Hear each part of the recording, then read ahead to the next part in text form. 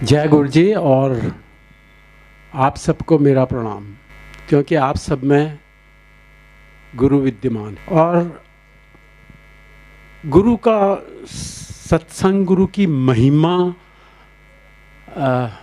करना हम लोगों के बस में तो नहीं है। बहरहाल जो मैं सोचता हूँ कि क्या होता है कि हर चीज़ के ऊपर पूर्ण विश्वास करने के लिए कुछ प्रमाण की आवश्यकता होती है, और ये सत्संग जब किए जाते हैं वो एक प्रमाण रूप में होते हैं। नहीं तो शायद आज के मटेरियलिस्टिक ज़माने में कोई भी ईश्वर पर विश्वास न करे। गुरु जी कहा करते थे कि कभी कभी कहा उन्होंने कि I have come, and in exact words, I have come to make people realize what is God. ये गुरु जी के शब्द, और ये कभी कभी सुनने को मिलते थे, क्योंकि जैसा कि नारंग अंकल ने भी बतलाया और अंकल लोगों ने भी बतलाया कि गुरु जी का तरीका कुछ ऐसा था कि वो रियलाइज, मतलब एक ये होता है ना कि आदमी जानने की कोशिश करता है और उसको चक्कर में डाल देना। क्योंकि हम लोग समझ ही नहीं पाए। गुरु जी ने हमेशा ये कहा कि ऐसा महापुरुष न कभी आया दिल्ली में और न कभी आएगा।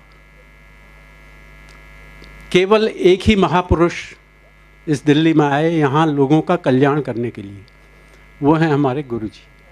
और उनका तरीका आपको ब्लेस करने का बड़ा विचित्र होता था, हर एक के लिए अलग तरीका था। क्योंकि गुरु जी कहा करते थे सारे नहीं एक कोई इंजेक्शन नहीं होता, हर बंदे लिए वखरा वखरा इंजेक्शन होता है। तो मैं एक छोटा सा एग्जाम्पल आपको दूंगा। मैं एनएसजी में पोस्टेड था, उस समय ग्रुप कमांडर था। और पहले तो मैं दिल्ली से ही मानेसर जाया करता था, पर मेरा जो एक आईजी ऑप्स आया था उसको मेरे से ज़रा प्यार कम था, तो उसने कहा नहीं you stay at Manesar.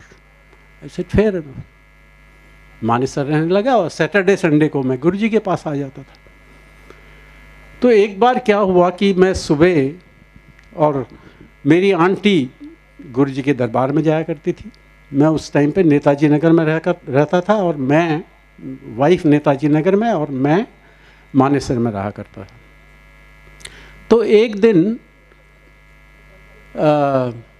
Aunty का सुबह रिंग आया, गुरुजी ने आपके लिए इमरती भेजी है। अब आप इसको थोड़ा सा कोरिलेट करने की कोशिश कीजिएगा। इमरती भेजी है, ये शब्द जब मैंने सुना, मैंने फ़ोन तो नीचे रख दिया और मैंने अपने स्टिक ऑर्डली को बोला दरवाज़ा कर दो बंद, मेरे पास कोई कॉल नहीं आना चाहिए।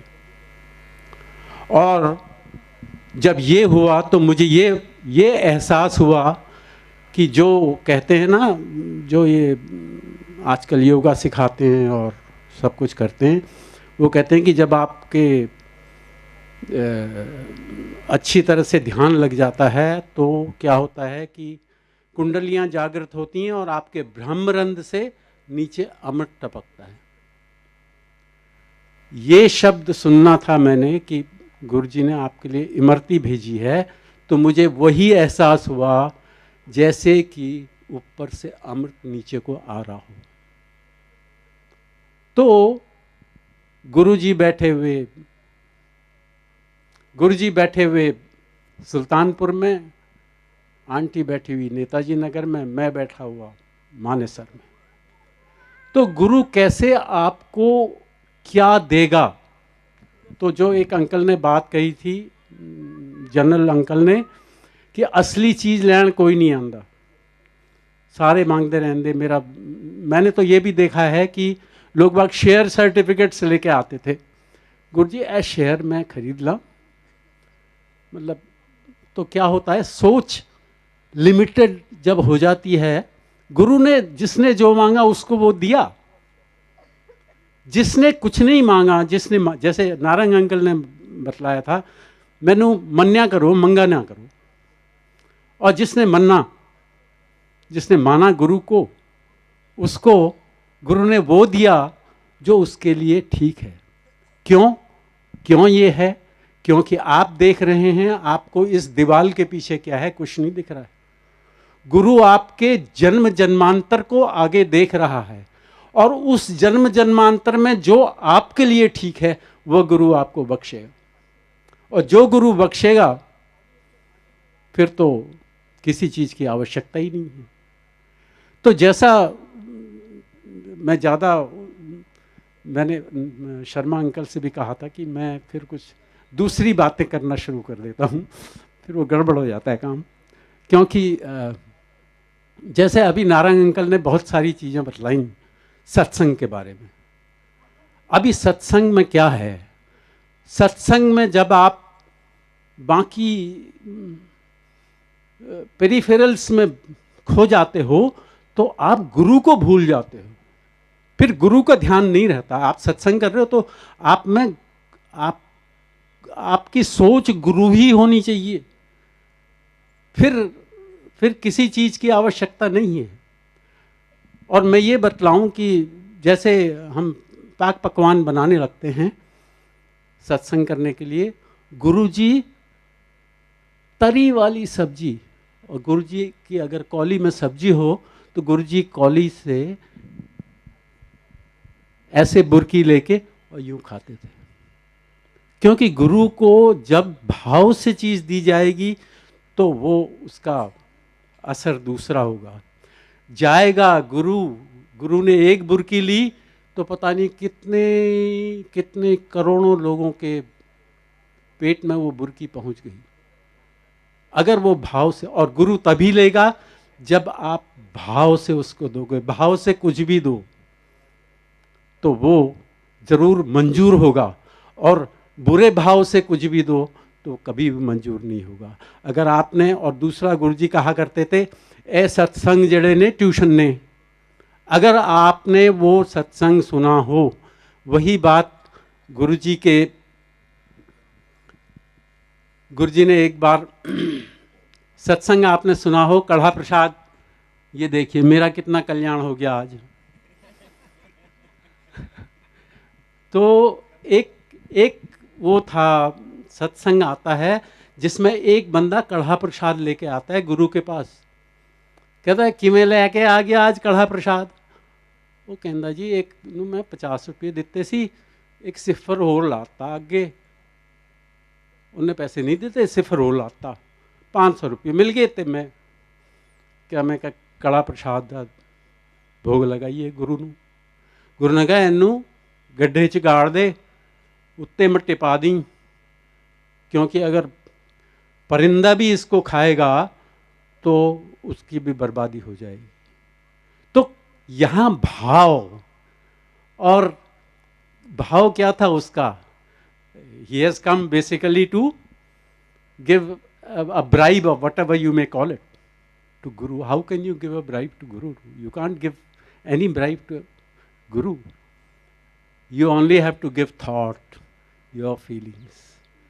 तो ये जो नारंग अंकल ने अभी बातें बतलाई, सत्संग कैसे होना है, क्या है, उसके पीछे बहुत भाव, बहुत थॉट गया हुआ है, और ये सब देख के किया गया है। और जैसा कि नारंग अंकल ने बतलाया कि आप इसको केवल सुने नहीं, इसको तवज्जो दे के इसको करें, प्रैक्टिकली करें, तो उसमें सबका कल्याण होगा, आपका कल्याण ज़्यादा होगा, क्योंकि आप में वो भाव होगा गुरु की अर्चना करने का।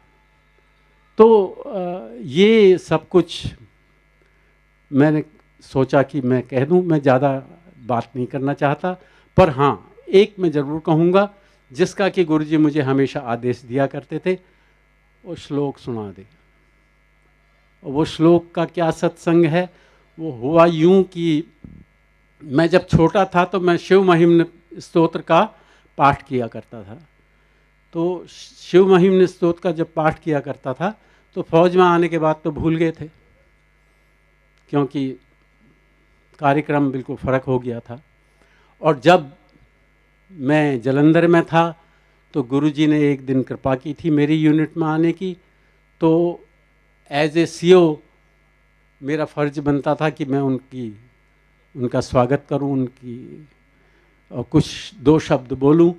तो मेरे कुछ समझ में नहीं आया और मेरे मन से वो उस समय वो श्लोक निकला, और वो श्लोक मुझे 30 साल के बाद कैसे याद आ गया, ये गुरु की गुरु ही जाने, गुरु ने ही याद दिलवाया। तो वो श्लोक था, असित गिरि समम स्यात् कज्जलम सिंधु पात्रे सुरु तरवर शाखा लेखनी पुत्र मुर्वी लिखिति यदि गृहीत्वा शारदा सर्वकालम तदपि तव गुणानामीश पारम नयाति। उसका मतलब ये है कि सुमेरु पर्वत की इंक पाउडर बना दो, समुद्र में इतनी स्याही को घोल दो, सारे जितने पेड़ पौधे हैं उनकी कलमें बना दो, जमीन से आसमान तक कागज हुए, और